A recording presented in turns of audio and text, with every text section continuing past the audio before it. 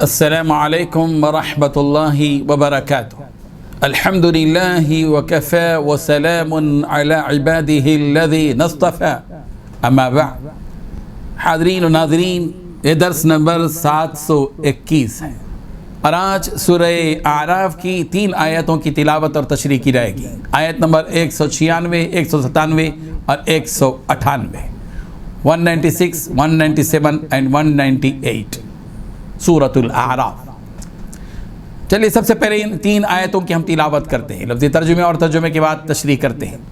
اعوذ باللہ من الشیطان الرجیم، بسم اللہ الرحمن الرحیم۔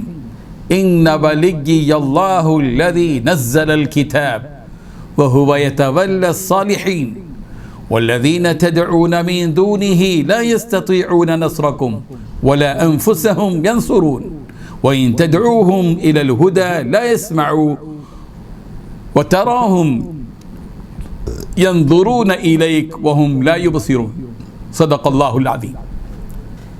ان بلا شبہ ولی میرا کارساز تو اللہ الذی اللہ ہی ہے جس نے نزل نازل کیا الکتاب یہ کتاب، وہ ہوا اور وہی یتولا کارسازی کرتا ہے الصالحین صالحین کی، والذین اور وہ جنہیں تدعونا تم پکارتے ہو من دونہ اس اللہ کے سوا لا یستطیعون وہ استطاعت نہیں رکھتے نصرکم تمہاری مدد کی، ولا انفسہم اور نہ ہی اپنی ینصرون وہ مدد کر سکتے ہیں، وَإِنْ اور اگر تدعوہم تم انہیں بلاؤ الی الہدی ہدایت کی طرف لا يسمعوا وہ نہ سنیں، وَتَرَاهُمْ آپ دیکھیں گے ان کو ينظرون کہ وہ دیکھ رہے ہیں الیک آپ کی طرف، وَهُمْ حالانکہ وہ لا يبصرون وہ دیکھتے ہی نہیں۔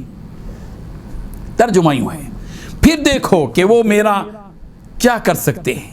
میرا مددگار تو اللہ ہی ہے جس نے کتاب برحق نازل کی اور نیک لوگوں کا وہی دوست ہے، اور جن کو تم اللہ کے سوا پکارتے ہو وہ نہ تمہاری ہی مدد کی طاقت رکھتے ہیں اور نہ خود اپنی ہی مدد کر سکتے ہیں، اور تم ان کو سیدھے راستے کی طرف بلاؤ تو سن نہ سکیں، اور تم انہیں دیکھتے ہو کہ بظاہر آنکھیں کھولے تمہاری طرف دیکھ رہے ہیں مگر فی الواقع کچھ نہیں دیکھتے۔ ان 3 آیتوں میں 5 باتیں بتائی گئی ہیں۔ پہلی بات، میرا رکھوالا تو اللہ ہے جس نے کتاب نازل کی ہے۔ دوسری بات، اور وہ نیک لوگوں کی رکھوالی کرتا ہے۔ تیسری بات، اور تم اس کو چھوڑ کر جن جن کو پکارتے ہو وہ نہ تمہاری مدد کر سکتے ہیں نہ اپنی مدد کر سکتے ہیں۔ نمبر 4، اگر تم انہیں صحیح راستے کی طرف بلاؤ تو وہ سنیں گے بھی نہیں، وہ تمہیں نظر تو ایسے آتے ہیں جیسے تمہیں دیکھ رہے ہوں۔ 5ویں بات، لیکن حقیقت میں انہیں کچھ سجائی نہیں دیتا۔ بزرگان محترم، اس آیت کے ذریعے رسول رحمت صلی اللہ علیہ وسلم رب ذوالجلال پر اپنے مضبوط بھروسے کا اعلان کر رہے ہیں، اور اسی کے ساتھ ساتھ باطل معبودوں کی تحقیر کا بھی اعلان کر رہے ہیں، اور یہ اعلان ایسے ماحول میں ہو رہا ہے کہ مکہ مکرمہ میں نبی کریم صلی اللہ علیہ وسلم کی مدد و نصرت اور حمایت کرنے والوں کی تعداد بہت کم ہے، اور آپ صلی اللہ علیہ وسلم اللہ تعالیٰ کی دی ہوئی تعلیم سے یہ اعلان کر رہے ہیں، ان ولی اللہ الذی نزل الکتاب۔ اے مشرکو، تم یہ مت سمجھو کہ یہ بت میرے کام بناتے ہیں یا بگاڑتے ہیں، میرے کام کو بنانے والا، میرا رکھوالا، میرا نگہبان، میرا وہ اللہ ہے جس نے میرے اوپر کتاب کو نازل کیا۔ یعنی میرا حقیقی رب میرے کاموں کو بنانے والا ہے، جو میرے لیے کافی ہے، وہی میرا مددگار ہے، وہی تمہارے مقابلے میں میری نصرت کرنے والا ہے، اور میرے دنیاوی اور اخروی تمام کاموں کو وہی میرا نگرانی کرنے والا اور نگہبانی کرنے والا ہے، جس پر میرا توکل ہے، جس پر میرا بھروسہ ہے، اور میں اسی کی طرف لپکنے والا ہوں۔ وہی ہے میرا اللہ جس نے مجھ پر اپنی وہ کتاب نازل کی جو کتاب توحید کی دعوت دیتی ہے اور شرک سے روکتی ہے۔ وہی ہے میرا اللہ جس نے رسالت کے ذریعے مجھے عزت بخشی۔ وہی میرا اللہ ہے جو صرف میرے کاموں ہی کو کیا، میرے علاوہ ہر نیک آدمی کے کام بناتا ہے۔ وہ یتولی الصالحین، ہر اس شخص کے کام بناتا ہے جس کا عقیدہ درست ہو اور جو اوہام و خرافات سے بالکل پاک اور صاف ہو، جس کے اعمال نیک ہوں، اور اللہ تعالیٰ کا دستور اور اس کی شان یہ کہ وہ اپنے نیک بندوں کی مدد کرتا ہے اور ان کو ذلت اور رسوائی سے بچاتا ہے، اور ان کے مقابلے میں جو لوگ مشرک ہیں ان کا ولی اور دوست تو شیطان ہے۔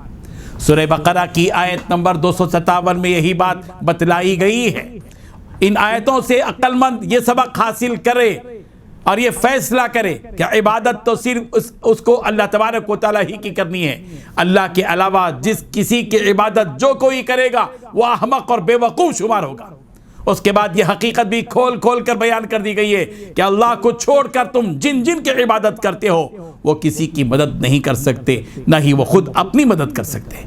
یعنی جو لوگ اللہ کو چھوڑ کر جس کسی کی بھی عبادت کریں گے وہ ان کی مدد کرنے سے بالکل عاجز ہوں گے، اور ان عبادت کرنے والوں کے ضرر اور نقصان کو دور کرنے سے بھی وہ عاجز ہوں گے۔ یہ وہ لچر معبود ہیں کہ ان کے منہ پر رکھی گئی کوئی چیز یہ نہ کھا سکتے ہیں نہ پی سکتے ہیں۔ مشرکین اپنے بتوں پر خوشبو لگایا کرتے تھے، ان کا احساس تھا کہ خوشبو سے ان کو کچھ فائدہ ہوگا۔ مشرکین کھانے پینے کی چیزیں بتوں کے سامنے رکھتے تھے، ان کا عقیدہ تھا کہ یہ کھانے پینے کی چیزیں جو ہے یہ کھاتے ہیں جن کے سامنے رکھا جاتا ہے، حالانکہ کوئی کتا یا بلی کھا لیتے ہیں، یہ کہاں کھاتے ہیں۔ اللہ اکبر۔ حضرت ابراہیم علیہ السلام نے بتوں کو توڑ ڈالا، ان کی توہین کی، مگر ان بتوں میں سے نہ کسی چھوٹے بت نے حضرت ابراہیم علیہ السلام کو کوئی تکلیف پہنچائی اور نہ ہی کسی بڑے بت نے حضرت ابراہیم علیہ السلام کو تکلیف پہنچائی۔ سورہ صافات کی آیت نمبر 93 میں اس قصے کو یوں بیان کیا گیا، فراغ علیہم ضربا بالیمین۔ سورہ انبیاء کی آیت نمبر 58 میں یوں بیان کیا گیا، فجعلہم جذاذا الا کبیرا لہم لعلہم الیہ یرجعون۔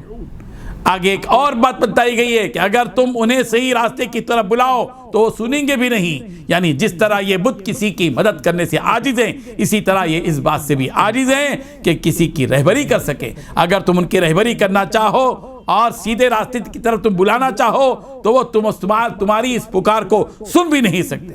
جب وہ تمہاری پکار کو سن نہیں سکتے تو بھلا یہ بتاؤ کہ وہ تمہاری مدد و نصرت کیا کر سکیں گے اور تمہارے کیا کام آ سکیں گے۔